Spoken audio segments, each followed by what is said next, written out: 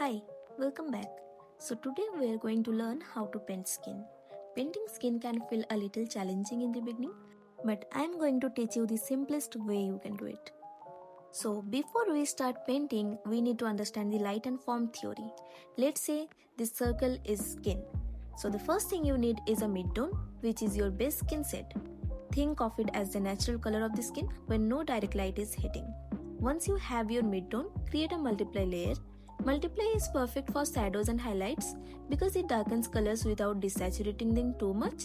This helps your skin stay warm and natural. Next, decide where your light is coming from. On the side facing the light, gently add highlights. Next, on the opposite side, place your shadow. Instead of using dull browns, I prefer a reddish or orange tone. Then add a soft hint of ambient light on the outer edge of the shadow. Ambient light is the reflection of nearby objects bouncing back onto the skin. After that, blend everything so nicely and put a little highlight on the top. So this is the whole theory. Now we will apply the same theory to a human face. The human face contains multiple forms and all these forms apply the same theory. Now let's move into what I actually did in this artwork. So the first step is filling base colors. I begin by blocking in flat colors. For this, I use different layers for different parts. As for example, for the face, I have chosen a different layer. But for the neck, I will create another layer below that face layer and then I will put the neck colors like this. This method is very helpful because base colors help you separate elements visually and create a clean starting point. Similarly, I will fill the hair color with a nice brown and oranges mixed tone. Laying a flat mid-tone helps establish the average value of the hair, which makes later shading more accurate. This step is simply about setting a clean foundation for the hair values and structure. That's why choosing a mid-tone is important because from here you can build both darker values and lighter highlights without losing control of contrast. Keeping the base flat and even also prevents patchy rendering when you add shadows and strands on top.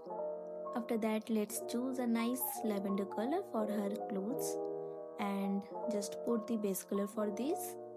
Next, we will move to the rendering part. Skin is always the first thing I render because everything else is built around it. So for that, I create another layer and clip mask it, then keep the layer into multiply and then I start the rendering. I start with shadows. So first I will put around the eyes, then under the nose, then cheekbones, jaw lines, a little bit on her ear, and also we will put a little under the hairline. And then I will put the blush on her cheeks. For that I will choose a nice pink color and also put a little bit on her nose and in her cheeks. And after that I will choose a little dark color for her lip color. And while doing this, think of the light direction. Soft brushes work well here because skin doesn't have hard edges in shadow. Then blend all the hard edges smoothly. After blending the first shadow layer, I add a dark pink or reddish tint on specific areas like the lower eyelids, and you can choose a more lighter shade or a darker shade for that.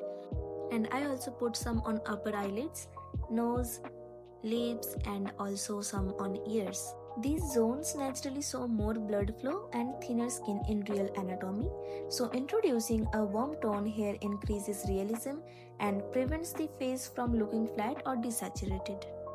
So here, when you add more color, the face starts to get more depth. These warmer tones make the eyes, nose and lips look more natural and easier to understand at a glance. After that, I painted the lips a deeper red to give them more definition and make the facial features stand out even better. Here I am not rendering the lips fully but giving a dark colors to just give the hint of the tint. Now I am rendering the eyes. I start by filling the eyeball color, and here most beginners make the biggest mistake. They use pure white, and real eyes are never pure white. They are slightly grayish or warm off-white. So use a softer tone instead. After that I put a darker shade right under the upper eyelid to show the natural shadow it creates. Then I add the iris color. So for the iris, I start with a very dark blue, almost close to black. This gives the eye a strong base and makes the colors on top stand out more. After that, I choose a light muted blue tone and draw an arc shape inside the iris. This contrast between the dark base and the softer blue automatically creates that inner circle and gives the iris a natural depth.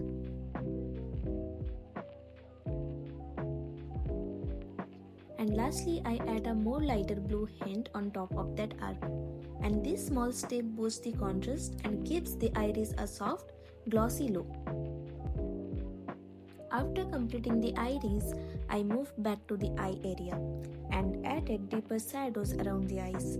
This step is important because the eye socket naturally has more depth, and increasing the shadow helps the eyelids sit properly on the face.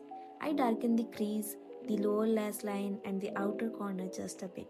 This gives the eyes more shape and prevents them from looking flat. And here is the tip, use a soft round brush at 10 to 13% opacity and build the shadow gradually. If you are working on a multiply layer, the values will sit naturally without becoming muddy. If the shadow looks too harsh, erase gently with a soft eraser or reduce the layer opacity. So this small adjustment go to a long way, so don't rush here. Next, I bring more warmth back into the face with extra blush on the cheeks and the nose. I choose a muted pink or warm rose, not a bright neon. I tap the color lightly on the apples of the cheeks and a little on the bridge and top of the nose. After placing the blush, I blend everything again so the transition looks natural. After blending, I add highlights on the inner corner of the eyes, the bridge and tip of the nose, and the upper eyelids. These areas naturally catch light, so even a small highlight instantly lifts the face. Now I am painting the lips. First I fill them with a dark red base, then I add a maroon shade on the corners and along the inner lip line to create depth. After placing the colors, I smudge everything gently so the transitions look smooth. And lastly, I add a small highlight on the lower lip and a thin one on the upper lip to finish the lips. After finishing the lips, I adjust everything on the face. I add small touches of colors where needed and blend them carefully to make the skin, blush, shadows and highlights look smooth and balanced. Now that the face is mostly done, but here I almost forget the eyebrows, but now I will focus on that. I start with a simple base shape to define their overall form. Then I add darker strokes where needed, mainly at the inner edge and along the arc, while keeping the tail lighter. With the eyebrows finished, I move on to the neck. The neck is an extension of the face, so it needs to reflect the same light source. I add shadows under the chin along the sides and near the collarbone to suggest depth and form. Using soft blending, I make sure the neck connects naturally with the jawline and face. Avoiding harsh lines, subtle highlights on the areas catching light can help balance and give the skin a soft light glow. Once the neck is done, I start rendering the clothes. For that, the base color is already done. Then I observe the fabric type and add shadows in the folds and creases to suggest volume. Highlights are added sparkling on areas that catch light, depending on how reflective or textured the fabric is. The key here is to maintain consistency with the light source used for the face and neck, so the entire figure feels cohesive.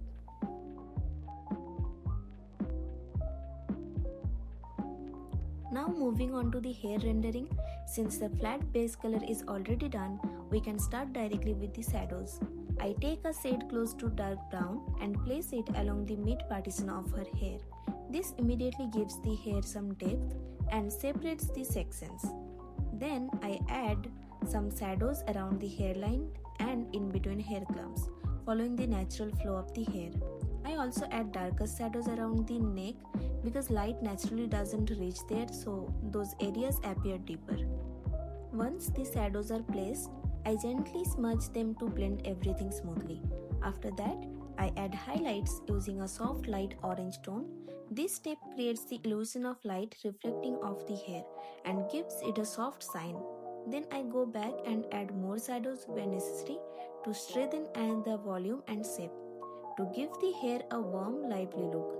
I apply a very light orange tone as a final subtle highlight across the strands. I also add a few more highlights on the top of the hair and along select hairlines to enhance dimension. Then smudge everything again for a smooth natural finish. After smudging and placing all the highlights and shadows on the hair, I create another layer to draw a few final strands. For this, I switch to a different brush, a very sharp one. I am using the default Procreate brush called Inveris, but you can use any sharp brush you like. Using this brush, I draw the fine hair strands carefully, applying both light and dark colors. This adds extra depth and gives the hair a more dynamic and natural look. So we are almost done for today, but before that I will return to the eyes to add the tiny sparkle. And that's it for today. See you in the next video. Bye.